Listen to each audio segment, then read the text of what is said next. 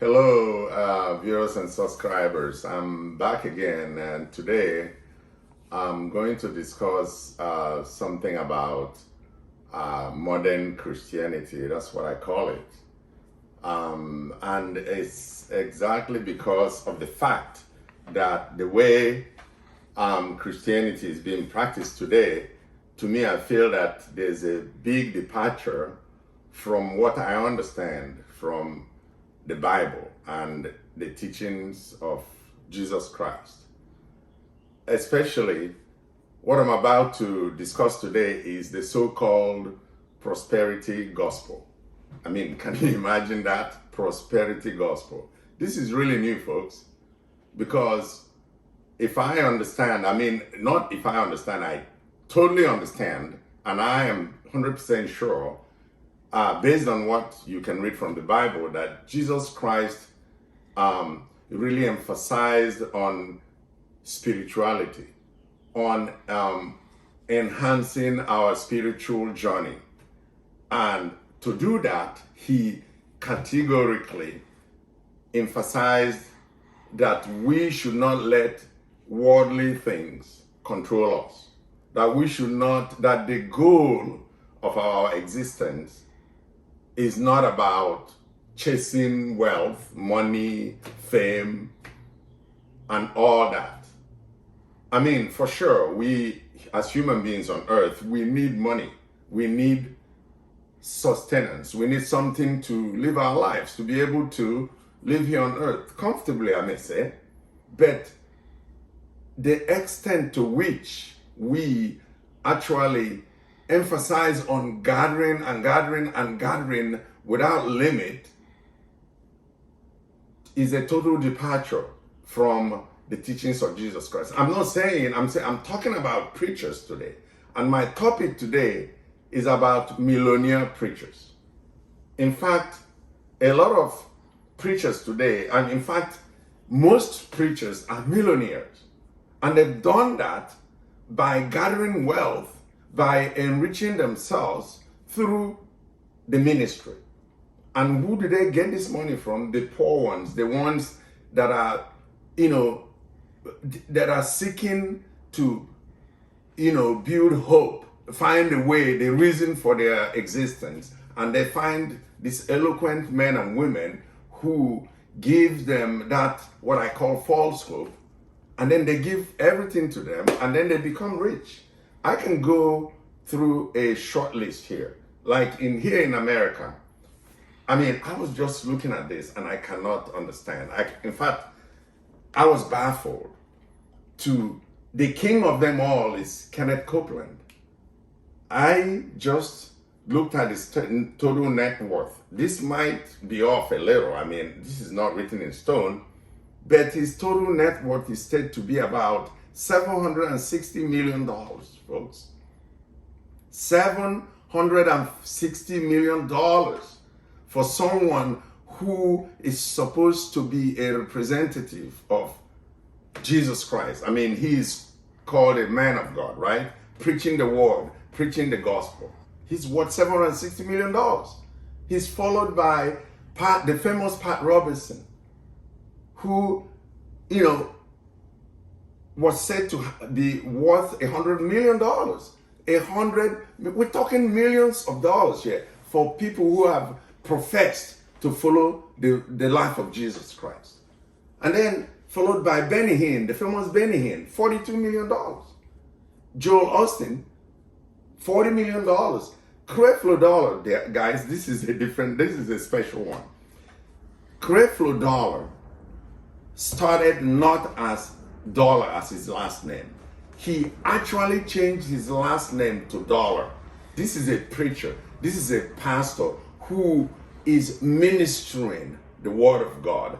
And he changes his last name to Dollar. And yet, people follow him. People get ready every Sunday to go to his church. And he preaches that you should be rich. And that's what God has for you.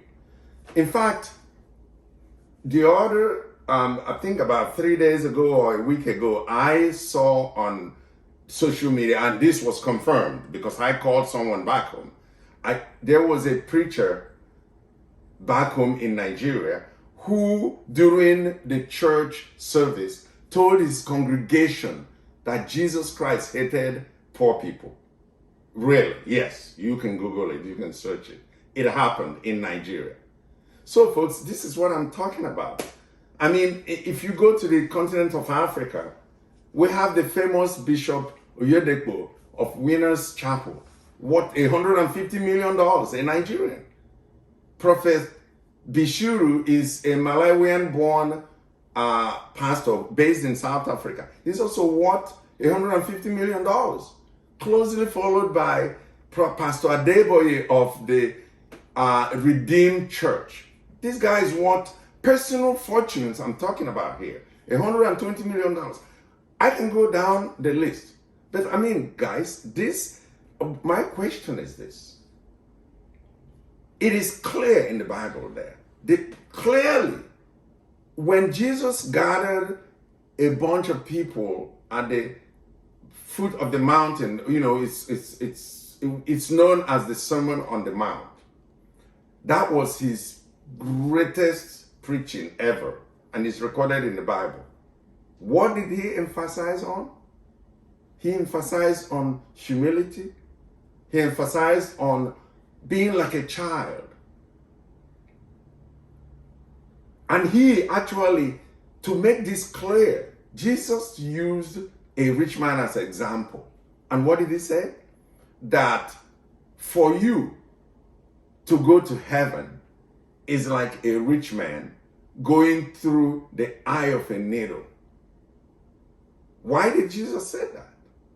He wasn't saying that it was a crime to be rich. He wasn't saying that if you are rich, there's no way you're going to go to heaven.